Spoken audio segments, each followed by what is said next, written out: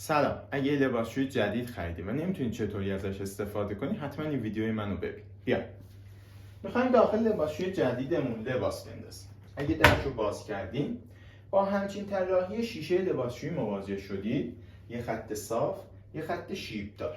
این نقطه تلاقی این دوتا خط که این خط میشه، نباید لباسامون از این مقدار بالاتر بیاد. اگه شیشه‌تون به این شکل نبود چیکار باید بکنیم؟ 4 انگشت باز از سقف مخزن در نظر میگیریم. لباسامون از این مقدار نباید دیگه بالاتر بیاد. در بندم. اگه تا قبل این پودر یا مایع لباسشوییتون رو داخل مخزن میریختین روی لباسا، که خب اینم یه روشی، میتونید باز استفاده کنید. ولی نه، اگه میخواین از جاپودری لباسشوییتون استفاده کنید، معمولا همه لباسشویی‌ها 3 تا خونه دارن. بنشید.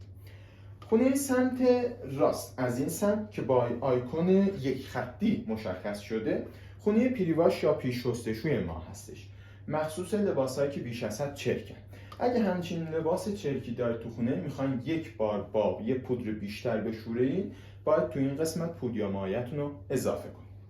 اگه خونه سمت چپ ما رو دقت کرده باشین که تو اون مدل که جی پلاس هم هستش، یک مقدار خونه بزرگتر هستش، با یه آیکون 2 خطی نشون داده شده.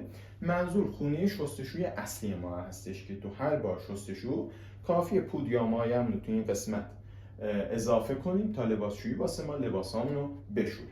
مقدار چه مقدار خواهد بود؟ برای اضافه کردن پودر کافیه 1 استکان فرانسوی و برای اضافه کردن مایع 1 پیمانه، همون اندازه پیمانی خود مایع لباسشویی، کاملا کافی هستش.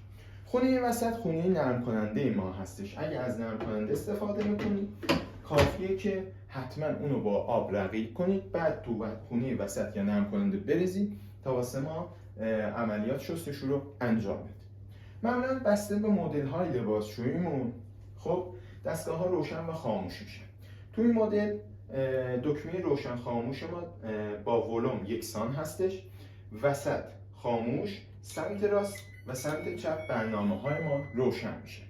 تو بعضی از مدل ها اومدن یک کلید مجزایی گذاشتن که روشن خاموش با اون مثل مدل های بوس، و روی بعضی از مدل ها لمسی هستن مثل اسنووا مدل اوکتا.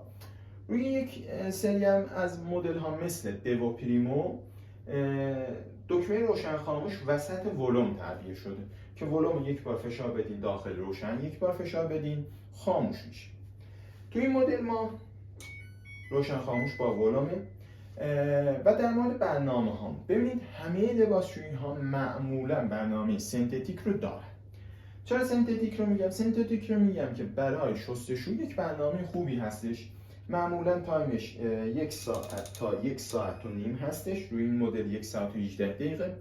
معمولا با آب 40 درجه طراحی شده. شستشو رو با آب 40 درجه واسه ما انجام میده.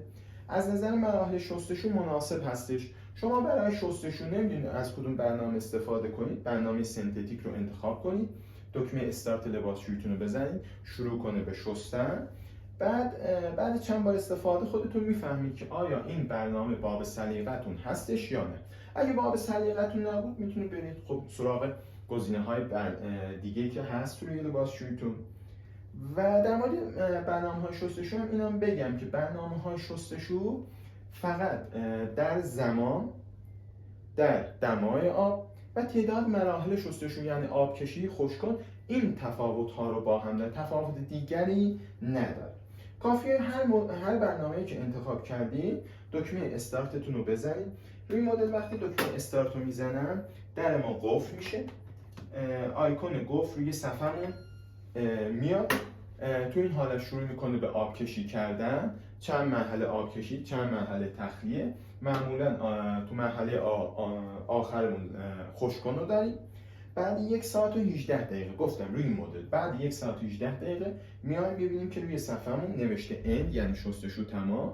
میتونید در لباسشویی رو باز کنیم، لباسامون رو برداریم.